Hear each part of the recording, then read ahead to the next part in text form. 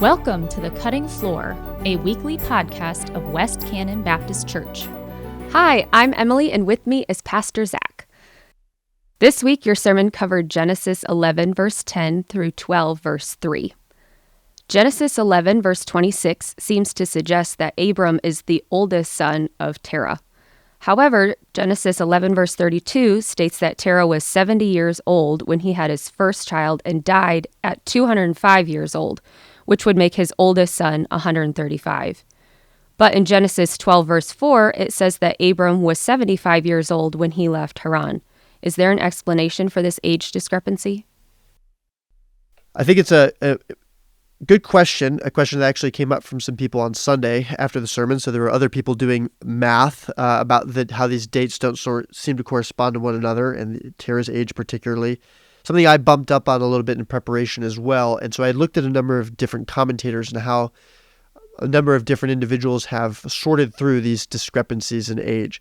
There's a couple of different solutions we could look at, but I think the one that's most persuasive is when we look at Hebrew genealogies in general, both those that are in the canon of the Old Testament and those from other sources, as well as other genealogies beyond even just Hebrew genealogies in the ancient Near East. While frequently the firstborn child is the one who is named in the genealogy, sometimes the most significant person in the family, the most theologically significant in the case of the Bible, or the most significant for other reasons in secular ancient Near Eastern genealogies, skips the line and is the person who's fronted. So they're trying to emphasize who is the most significant person in this family. So when we get to chapter 11, verse 26, when Terah had lived 70 years, he fathered Abram, Nahor, and Haran. It may be the case that one of those brothers, Nahor or Haran, is born before Abram, but because Abram is going to be the most significant member of that three brother grouping, he is fronted among those three brothers. I think something that lends a little bit of credibility also to that perspective is that while it would probably be more likely that if this was in the middle of a genealogy, in other words, if of this nine generation genealogy, Abram was listed as the firstborn in the fourth generation of this genealogy, and then you were to go down, you should probably expect that in the middle of the genealogy, it's the firstborns who are being named. But when you come to the end of a genealogy, it's stopping there because you've landed on some significant theological figure.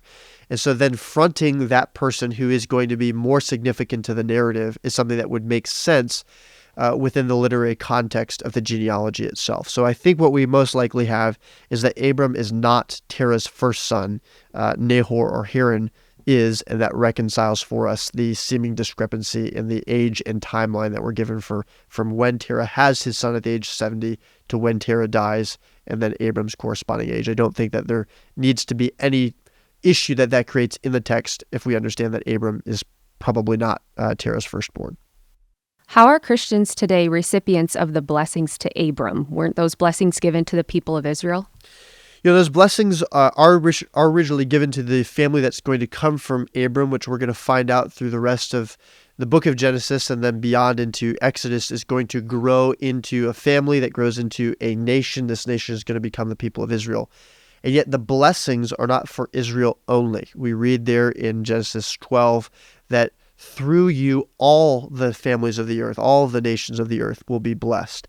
And so the promises that are given to Abram are spiritual promises that are realized by faith. We're going to find out later that Abram believes God and God counts Abram's belief to him as righteousness.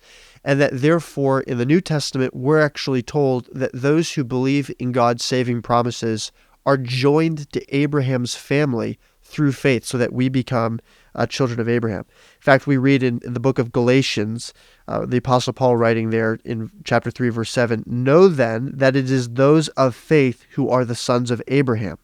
And so, in other words, it's not your genealogical connection or your ethnic connection to Abraham as being a Israelite, as being a Jew. It's your connection by faith to believing in the promises that God gave to Abraham, and therefore you are a descendant, a faith descendant of Abraham, and therefore a recipient of those same promises. In the calling of Abram, God gives Abram a specific set of instructions to go to the land he will be shown. Christians today will frequently say things like, I think God is calling me to do blank. Does God still call believers in such specific ways? I think when we look at the call on Abram's life, it really is a call to faith and obedience. And we emphasized in the sermon that in the book of Joshua, we're informed that Terah and his family, and certainly by implication there, Abram and his brothers, are pagan idol worshippers at the time in which God calls Abram while he's still living in the land of Ur. So really it's a call to faith, and we see that reflected in the book of Hebrews, that in this listing of the great men and women of the faith, Abram's faith is being called out for the way that he responds to God's call. So really it's a call to faith that God is presenting to Abram that is manifest in some particular acts of obedience. In a similar way, everyone who comes to faith in Jesus Christ is responding to the call of God to believe in the saving truth of the gospel. And so we all, in coming to faith, respond in submission, in faith, and in obedience to the call of God. That is a different kind of call than the call that Christians frequently refer to in common vernacular or parlance, where they'll say things like, I think that God's calling me to go take this job, or that God's calling me to marry this person. Well, that's a very different kind of call, so to speak. That's a call that is really about making decisions. I think that God would want me to make this decision, or that God would want me to go and do this particular thing.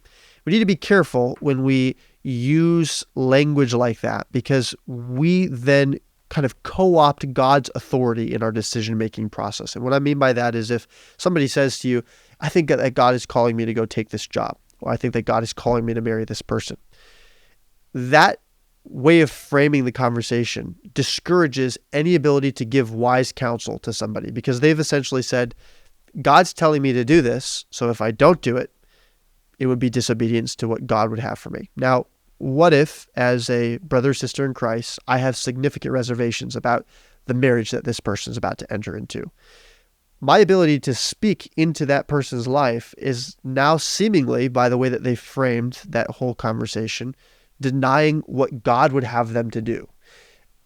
In reality, when we use God like that, we don't have the ability to authoritatively say that God would want us to do this, that, or the other kind of decision. Instead, when we want to find out what God's revealed will is for our lives, we find it in propositional truths in the New Testament, such as when Paul says to the believers in Thessalonica, this is the will of God for you, your sanctification. Well, that's unambiguous. That's clear. I can pursue that and figure out, okay, what does sanctification look like in my life?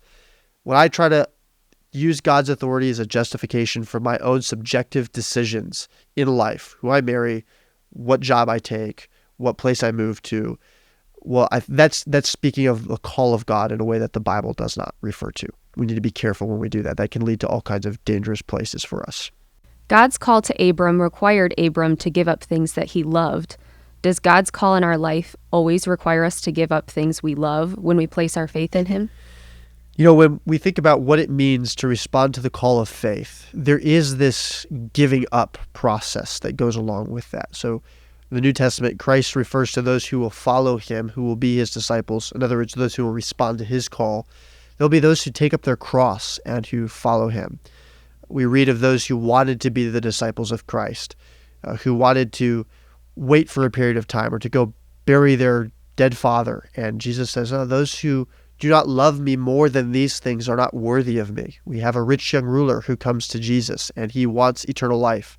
Jesus tells him, what you desire is good, but the thing that you need to do is you need to go sell your possessions. And the reason Jesus does that, by the way, is not because you can't have any material possessions in order to follow Jesus. It's not as though we all need to go sell everything that we have, but Jesus laid his finger directly on the heart of this young man. Jesus knows the heart of people, and he knew that for this man, the thing that this young ruler loved more than anything else was his possessions. So Jesus says to him, if you would follow me, go sell everything that you have and give them to the poor and then follow me. In other words, will you love me more than you love the thing that you are worshiping most in your life? And we read there in the Gospel of Luke that the young man, the rich young ruler, he went away sorrowful because he had many possessions. In other words, he wasn't willing to give those things up in order to follow Christ. If following Christ meant giving up the things that he loved, well, then he was going to love those things more. In contrast to that, to refer back to the book of Hebrews chapter 11 again, we read of Moses, that Moses refused to be called the son of Pharaoh's daughter, even though he grew up in Pharaoh's household, choosing rather to endure ill treatment with the people of God than enjoy the passing pleasures of sin. So Moses responded like Abram to the call of God in faith because he desired instead the things of God more than the pleasures of Egypt. Following Christ always costs us something, but what we get in return is far more than we could ever dare to hope or ask or think. But we have to shed ourselves of the idols we worshipped before if we would come to worship Christ. Why does God promise to make Abram's name great? Wasn't it the pride of men at Babel wanting to have their name great that got them into trouble in the first place? We find at the Tower of Babel that men are giving themselves into their own desire for pride, and in doing so, they're seeking to elevate their own name in a way that explicitly defies God's commands for them. They're supposed to go out and be fruitful and multiply and fill the earth.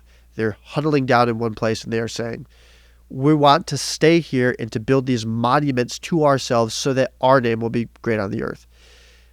The narrative of Abram's life reveals to us that God is the one who gets to determine whose name is made great on the earth.